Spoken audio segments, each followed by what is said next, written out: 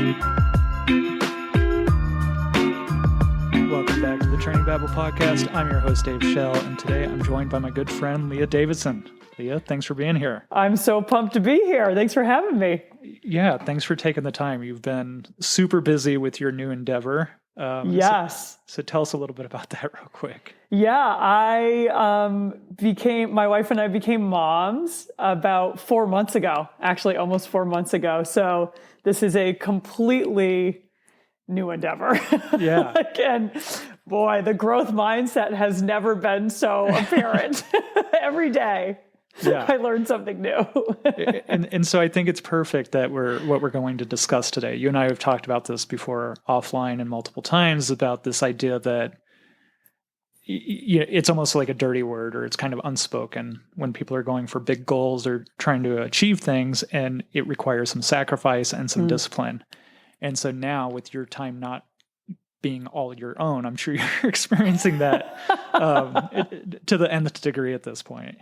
Oh yeah, I've never experienced anything like that, and it's kind of a challenging and like time and transition. It's a huge change, no matter which way you cut it.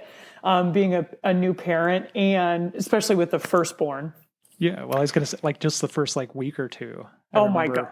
Chatting with you, and you're like, everything's a learning opportunity, right? Yeah, I mean, why don't they print out handbooks that you can bring back from the hospital? Because it's like, we know nothing. We know nothing about taking care of this little human. And coming from like a 20-year career of professional athletics, right? And that's all I was focused on. And essentially, that's like focusing on me and how I can perform at my best. And everything is centered around that in my workout for the day or workouts. And now it could not be more different. Like everything is centered around Faiston, our daughter, and like taking care of her and making sure she's all good to go. And then I have nap times, which can range from it's a moving target, 20 minutes to 2 hours. So it's like, okay, what can I do in 20 minutes? It could be 20 minutes, but then 2 hours. Yeah, so. Absolutely.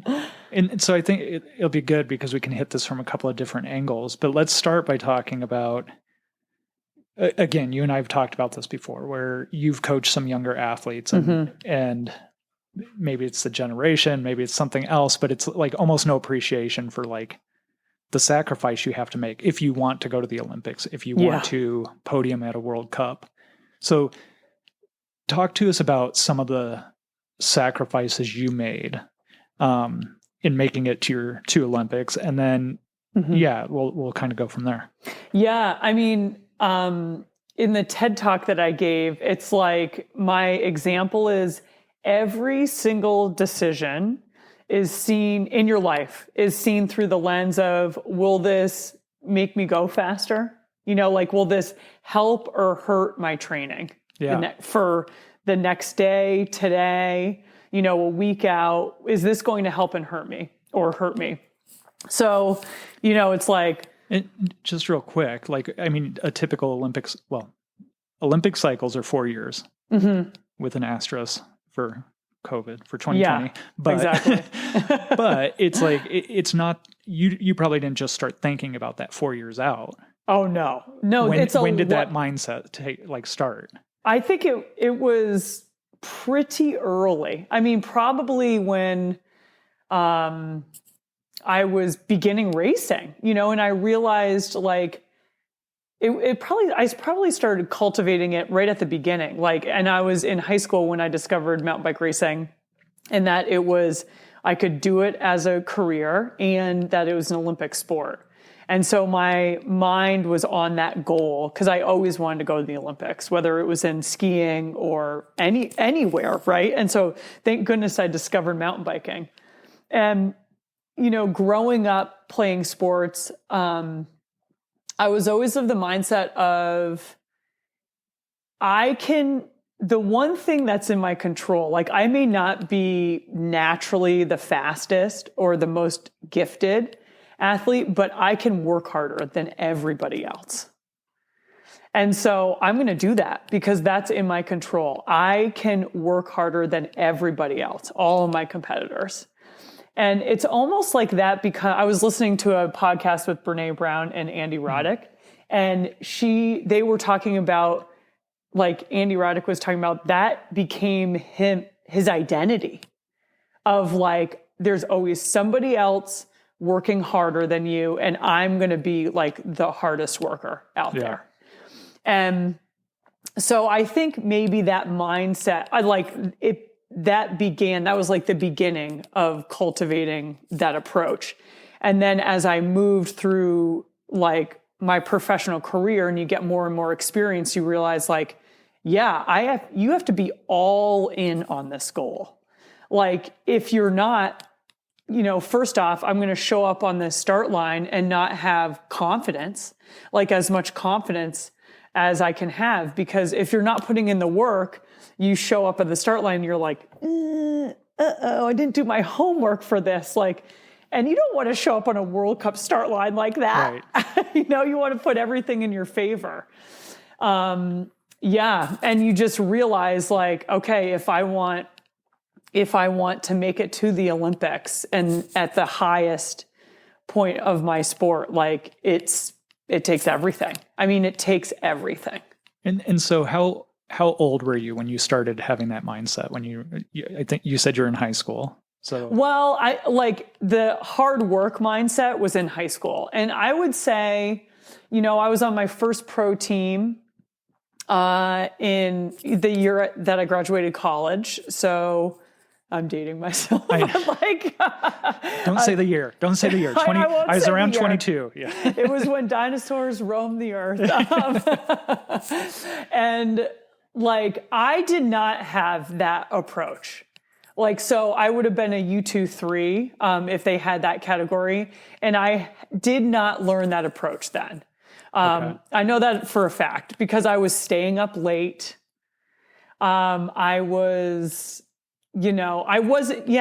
mostly staying up late and having a little bit too much fun, which is crazy to think about. But I think, and I think just going back to you coaching some younger athletes now and working with younger athletes, I think it's hard to get that point across because you can get away with a lot when you're younger. Yes. Yeah. And so you don't have to be as perfect or whatever, have it all together because you can stay up late and drink and do these things and you can still get by. But like, as you get older, it starts to catch up with you and you can't, like, the margin for error becomes much, much more narrow. Exactly. It's something I think about a lot, actually. The point that you're making, I saw this meme once that's like, partied all night, woke up on a coffee table, left the house and ran a 5K. Yeah, right? Yeah, exactly. And then it's like, fast forward 20 years, I didn't sleep with the right pillow and I need like 2 weeks of chiropractor work and then I could maybe run 1 mile. Yeah. Right. So it's just, you can get away with a lot more. And the transition from college, having fun to like really being a professional, it was kind of a wake up call. And that first year racing pro, I actually, I dislocated my elbow. So it's like always the first year pro. It's like kind of a disaster for a lot of athletes. I dislocated my elbow, so I was recovering from that. And then I got mono. That's right. Yeah. And like a really bad case of mono. So it was like, oh my God, I was exhausted for months. Like, and it really, maybe I'm like just coming to this realization now, but maybe mono was definitely part of that journey, because where I had a bunch of energy before, like an endless supply, mono, I had a very limited supply. So all of a sudden I started to take note of like people, things that would take my energy versus bring me energy. Yeah. And so that was definitely a turning point. And it's like, of course I got mono. I was like not treating my body well, like I would get the same amount of sleep. I mean, I did a handful of times that season, right? But like the same number of hours sleep that I would ride. Like that's crazy.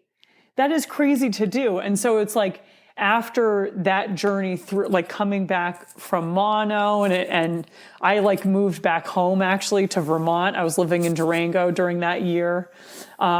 And I think I started to get more focused of like, okay, I really need to like put it together if I want to make this dream come true. Yeah. And so part of the reason I ask, how old you were, it's like, I think the decisions that we have to make change as we get older and stuff like that. But for a younger person, especially in college, it can be really hard when everybody else is going out on a Friday night. Oh, yeah. I can't because I have to, I have a big ride planned tomorrow or something like that. And so I'm just curious, like, what were the decisions you had to make? And what were some of the harder decisions that you made to help facilitate you achieving your dream? Yeah. I mean, you don't really realize it in the time. Like it doesn't feel like a sacrifice because a lot of the times it doesn't, because I enjoy racing my bike and like taking it to as far as I can. Right. But I was lucky enough that in college, there wasn't an under 23 category in some ways, because then I could have more of a full college experience.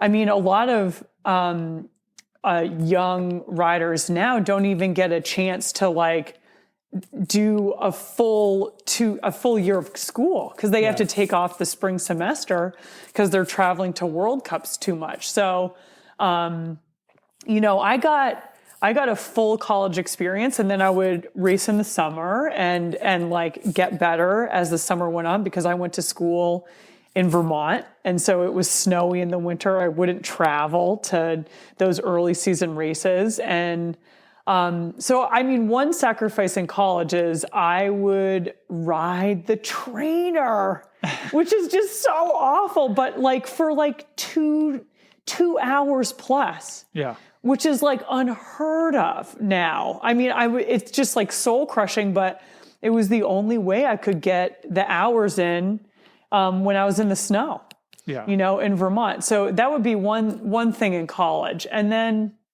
as I moved on, this is just front of mind, like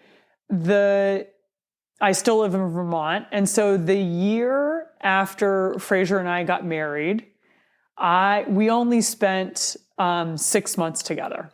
Oh, geez. All added up, because it's like I needed to travel in the winter to a warm place to train. And those, that would be like 2 months. That is a huge sacrifice. Yeah. And as you're saying that, like this, this light goes on above my head, because I'm like, it's not just you making sacrifice. Yes. Your loved ones have to make sacrifice. And exactly. A lot of times when I talk to a potential new athlete or something, and they want to do something big like Leadville, I ask, is your family on board? Yes. Because if they're not, it's not going to work. Like, you need to have that support system in place, because it's a full-time job. Yep. For 100%. For like 6 to 9 months, it's going to be a full-time job. And so if they're not on board, it's going to definitely cause some ripples there. Yeah, some tension for sure. I mean, it does really take a village, and especially with your partner. Like it also takes sacrifice on their part. I mean, that's just one example. And I'm lucky enough that Fraser is on board, of course, like so supportive and understands. That's the other thing. Like, understands the amount of dedication that it takes to go for a goal as big as like a World Cup win, a World Cup podium, and the Olympics. And it's our life centered around my training schedule. Right. Our life did. So it's like, we can't go visit my sister that weekend because I have a race, or we can't go to that barbecue because I need to do training, like this certain training session, and that's like 3 hours away. I might be up too late. I mean, right? It's like every our family's life centered around my training schedule. And I do have to say, like, I only realized the extent of like how every decision and everything centered around that after I retired. Yeah, because you had all this available time all of a sudden, right? Where you didn't know what to do with yourself because you're like, I haven't been home on a weekend for like 3 years. Totally. And it was like liberating too. I was like, oh, I don't have to like prioritize that. It's also very destabilizing because it's hard and it's simple. Right. It's simple. It's like I knew how to make every decision because it was like, is this going to help or hurt my training? Yeah. You know, and then you retire. I retired from 20 years of functioning like that. And then it's like, well, I don't know what to say yes or no to. Like, what's my new lens to look at the world through? Yeah. We were kind of talking about this right before we started recording, where you said now you're still struggling with it. Yeah. But it's in a different light in that because you do want to help and have a hard time saying no. And so, yes. So how, off the bike, are you kind of dealing with sacrifice and time management and things like that, I mean, it's a hard transition from going to pro athlete to retired athlete. So that, I felt like I wrapped my head around that kind of, because it's like just one goal. It's so simple. It's awesome. Yeah. And then, so I kind of wrap my head around it where I have different goals and it's not just one, but like my main one is to empower women and also to like advocate for the LGBTQ plus community. And so there's a lot of paths to be able to accomplish that goal. And so now it's a harder decision to determine like what is going to make the biggest impact? Like right. What action is going to make the biggest impact? Like what yeses am I going to say to make the biggest impact? And now in a new phase of becoming a new parent, that's even more relevant. Yeah. Because absolutely. I have like 20 minutes, like right. I said. And so what can you really accomplish in like 20 minutes to 2 hours? Like, well, not much because you need to eat too. Yeah. And you need to work out. Like I need to take care of myself and then anything on top of that. So in this phase that I'm in, having a newborn, it's like everything is now centered around Facein. And my yeses have to be very specific. And I don't want to, maybe efficient is the right word. Like they have to make a big impact because I can't say many yeses right now. Yeah. That's kind of what we were talking about before. It's like having to look at it through the lens of return on investment. Yes. And it's something that I've struggled with a lot just in business. So if we can apply this to so many things, right? But it's like a lot of times when like talking about the podcast, and it's like in the beginning, was it like serving a purpose? And it's like I would always have to like kind of stop and be like, okay, why am I doing this? And at the end of the day, it was for me, it's like I enjoy talking to interesting people, and so it's like a way for me to like self-fulfillment or improvement or what have you. And so yeah, just looking at these things, and it's like, so some of my, like I'm a sucker for quotes, and some of my like favorite quotes are, if it's not a hell yes, it's a hell no. Oh yeah, that's so true. And then if every yes to one thing is a no to something else. Yes, exactly. And so like really trying to look at those things and just think of, like you and I were talking about, we've got 24 hours, we've got a pie chart. Yeah. And so we're trying to figure out how to distribute that throughout the day and what's going to have the biggest impact. And so how do you make those decisions now? Because people are asking you to talk, asking you to be on podcast. I mean, yeah, I have leverage. Big time leverage. Seriously. Like, Leah, it's about time to come on the podcast. Yeah, that's right. Yeah, full disclosure, Dave, like you are my mentor, my coaching mentor. So I've started to coach athletes in retirement, which I love to do. And thank goodness for you, Dave, because it's just very nice to have you to bounce things off of. No, I appreciate that. And I don't hold it over your head, I promise. Yeah. But I do appreciate you taking the time because it's always great to talk to you about Totally. this stuff. So I think going back to like being a younger athlete and stuff like that, and just trying to shift this more to amateur athletes. Yeah. Because they're still trying to accomplish big things. And I think about triathletes the most because it's like a lot of them want to make it to Kona. Oh my gosh. And in order to do that, you're like trying to manage 3 sports and stuff like that. And it can be hard because you're having to say no to social things a lot of times and things like that. And people might view it as selfish. But I think you just said something a little bit ago where you have to take care of yourself, right? Yeah. Like the old adage about like putting on your own oxygen mask first before big time helping others, right? And if you're not in a good space, you're not going to be good to those around you. And so how do you manage that? And like, what would your advice be to athletes when they maybe start to feel a bit selfish or like have to make these decisions? Yeah, it's so interesting that like the concept of being selfish, like. Yeah, like it's a dirty word, right? Yes. like selfish. You're not supposed to care about yourself. Yeah, yourself. And like your goals, right? Like your goals are important. So you have to, like, again, for the athletic side of things, like you have to have people around you that are on board. Like I had some friends in high school that didn't understand, like my bike racing, what it took, like the level of training that it took. And I would kind of get shamed for it, right? Like it would be like, what do you mean you're not coming over? Right? Like, aren't you going to come over? And I'm like, no, I have a race tomorrow. Like I can't come over, And so it's important to first off have people around you that support you and that understand like what you're trying to do, especially when it comes to people who you're dating or your partners.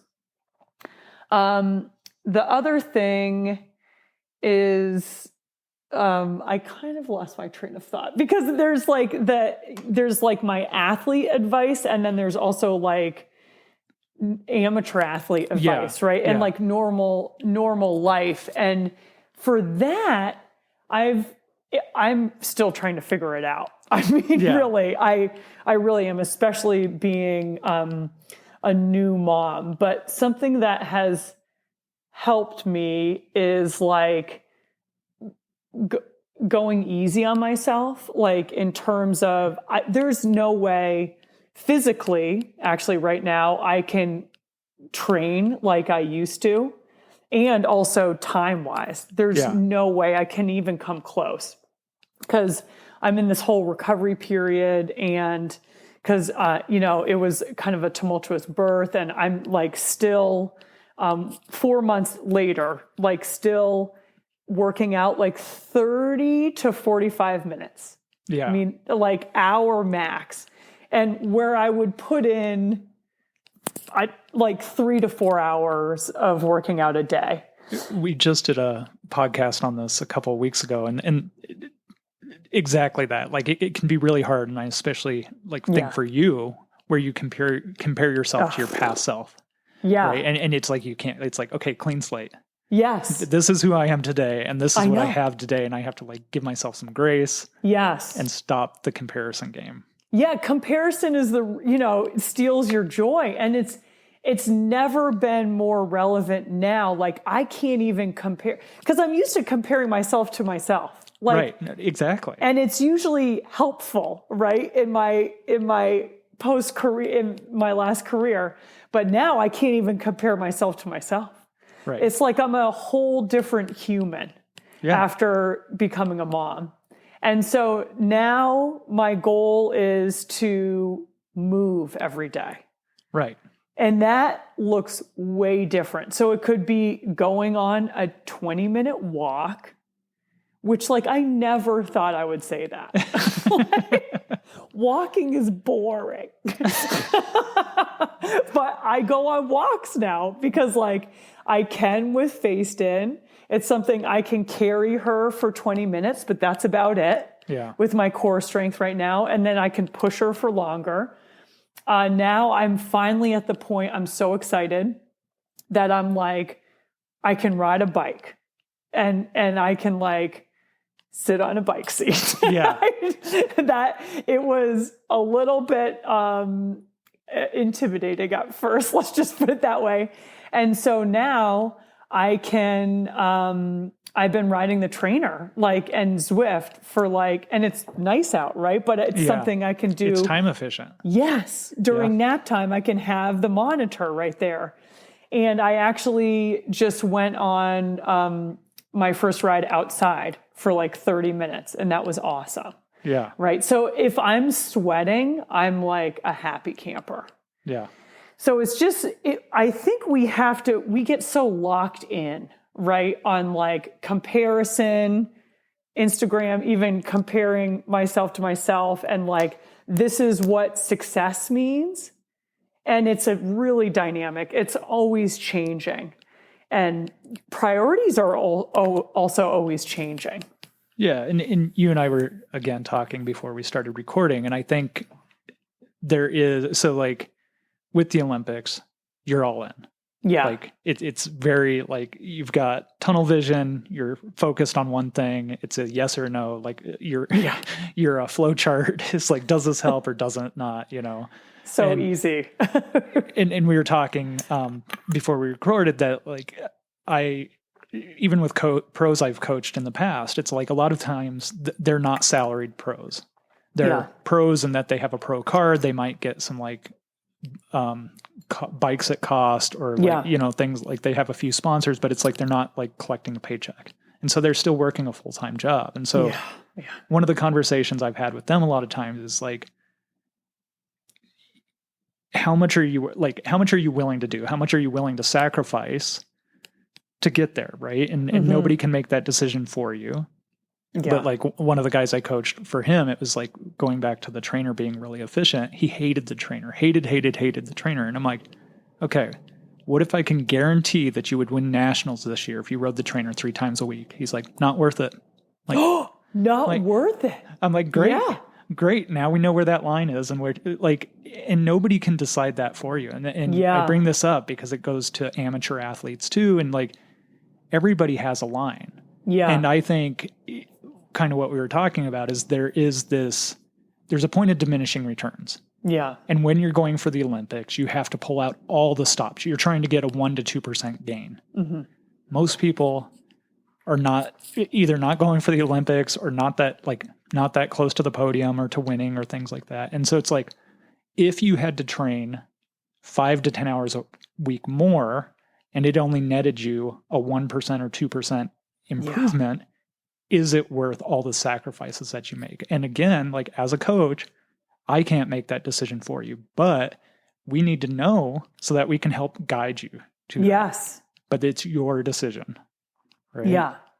And it's a hard decision, right?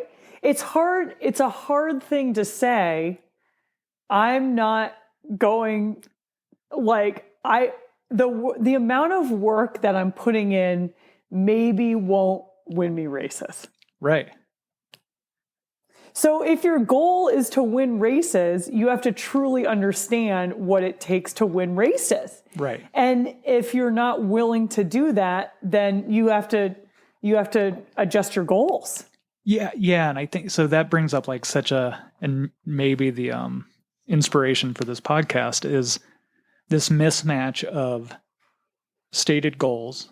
Yeah. Or words versus actions. Yes. And so like I'll use Leadville as an example here. I get a lot of athletes that they hear about Leadville, they maybe see Leadville and they're like, oh, I'm going to do Leadville this year and I want to go sub 9. It's like, okay, how long have you been riding? How long? They're like, oh, I don't own a mountain bike yet. And it's like it's just this like disconnect between like what it takes to get there. Yeah. And where you're currently at, which is okay. Yeah. Like, I think it's good to have aspirational goals and stuff Absolutely. like that. But it's also like, you should know like what that's going to take. And I think a lot of people just don't appreciate like, again, like going to marginal gains or diminishing returns. You get like when you're first starting out, those first few years and like stuff like that, like the gains come quick, fast and furious. But the longer you do it and the faster you get, the harder it is to get those improvements, and it takes more and more and more. Yeah. And so, yeah, just being realistic with yourself, like how bad do you want it? Mm-hmm. And what are you willing to, again, dirty word, sacrifice for it? Yeah. Because you have to, I mean, it takes a lot of sacrifice to be fast. Yeah. Essentially, like a ton. And it's like, now I'm in a new phase where it's like, I sacrificed all that. Everything was centered around riding for 20 years. Like, it's time for me to prioritize some other stuff. Right. Right. So obviously it's like, I have different priorities, and it's still hard. Like, it's not easy to prioritize and make decisions. And thank goodness Frasier is good at it. It takes a village. Yeah, it really does. Because we have a lot of conversations of like, does this fall within like my goals and my why? Yeah. And will this help me achieve what I'm trying to achieve? Because now it's, I mean, like I've said before, it's not like results oriented, right? It's so hard to track. Like, am I really achieving empowering women? Like, how do I track what are your that? KPIs? Exactly. Like, am I hitting my power numbers? Like, there's no like power numbers for empowering women, unfortunately. So I've actually worked with, as an athlete, it's like, if you have some questions or you want to figure something out, you hire a coach. Yeah. And so I've worked with a coach who does like career coaching, and I hate the word life coaching, but I mean, it could be called that. And we essentially like created my goal and these like lenses essentially to see the world through. And now like a filter that I can run these opportunities that come up through. Oh, and I love like, that. what does it look like? Right. And what are the actions that I'm doing to like achieve this goal of empowering women? And I write it down. Like when I do, like I will write down that we did this podcast. Yeah. Because I'm like talking about, being a mom and like navigating this new chapter, and also being an athlete. And we're talking about some like real things. So this counts towards it absolutely does. Towards my goals. And so, that's been helpful, and it's still hard. Like I still have to think long and hard about some decisions, because I want to say yes, and I want to like help everybody, right? And then it's like, now if I say yes to that, I'm not spending enough time with my daughter, and you can use her as a scapegoat now. She just heard you. Yeah. She literally just started crying. So she's on board. Yeah, exactly. It's like, that's right. Get in here. Yeah. And I'm also like taking time away from like working out like myself, which I know that's like my grounding force. Like I need to work out in order to be at my best self. Yeah. And it definitely like, they like have said if they could bottle exercise as a pill, that it would be the most prescribed thing, right? It's so good for your mental health. And and I'm sure like as a high level athlete, the days you don't work out. I forgot to bring that up when you were talking about the sacrifice and like Frasier being on board. But it's like also those days where you're just like absolutely wrecked and worthless. So it's not even the time you're on your bike. It's when you're back and sitting in your boots or whatever, like bring me ice cream. Most days. That's what people don't see. That's most days. I mean, I would be so tired. Yeah, you're worthless to like. Yeah, you can barely even make food, right? Like when you're training that hard, you can barely even make dinner. And that's the thing that people don't see, you know, when they see like, oh, the Leadville podium on Instagram and all this glory and this hard racing. And it's like, they don't see the fact that I can't get up off this couch. Right. Like 5 days of the week. And then on my rest day, my friends say, whoa, you have a ton of energy. You know, like, wow, where did this come from? And I'm like, well, I guess I'm recovered. Yeah, right. Exactly. And so it's like the lack of energy and you're not being able to do much other than ride your bike. Yeah. And like, you know, Fraser would say like, I know that this isn't forever, right? Yeah. Like there's a natural endpoint to a career as intense as like an Olympic career. Yeah. And so it's like, yeah, I'll put in the time because it's amazing to be on that journey with somebody together. But like at the end there, she was my trade team essentially. Like Fraser, that last year we raced World Cups, like we raced World Cups, right? She was like, would make food. She would travel with me. She would do the bottles in the feed zone. Like, and now it still takes teamwork, and that whole experience set us up very well for being parents because I was gonna say she's handing up bottles right now, right? Yeah.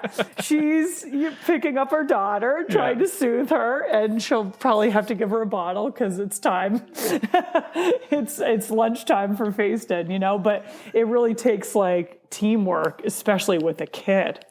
Yeah, and so I want to be sensitive to that and let you go. And so I just want to finish on this is that I think so most people that listen to this, they're amateurs and they are moms and dads with kids and families and stuff like that. And I think so we've talked about it does take sacrifice. It takes discipline if you're going to have big goals and stuff like that. But I think the other thing we need to talk about is that just being realistic with your goals and the amount of time you have and what you can sacrifice and that nobody's going to look down on you. Like you said, your goals 10 years ago were in Olympics and stuff like that. Yeah. Now it's moving 20 minutes a day, moving every day for 20 minutes. Right. And so just like looking through it and nobody's going to judge you.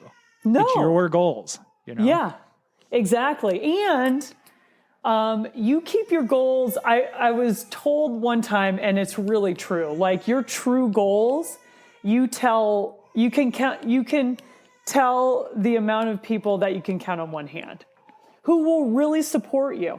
Yeah. So like, if I were to say like, my goal is to go to the Olympics, you know, a lot of people say they project their own stuff on you. Oh yeah. Right? Like, oh, I don't know. That's a big goal. Like, I don't know if you can do that. Or like, I'll use starting Little Bells as an example. Like, yeah, we want to do this. You know, my sister and I, we really want to start a program for girls on mountain bikes. Let's go. And there was some, I would talk about it. And there were some people early on, like, you can't do that. Like straight up, you can't do that because they can't envision themselves doing it. Right. Yeah. So, be careful when setting goals, be very intentional when setting goals, and then be careful who you communicate them to. Yeah, absolutely. Because you want support. Well, and it's interesting. Like I've seen it in a couple of different ways where when I was doing personal training or even coaching. Yeah. It's like if your partners aren't on, like it can create some tension, like you said. And it like I think it is part of what you said where it reflects back on them. Yeah.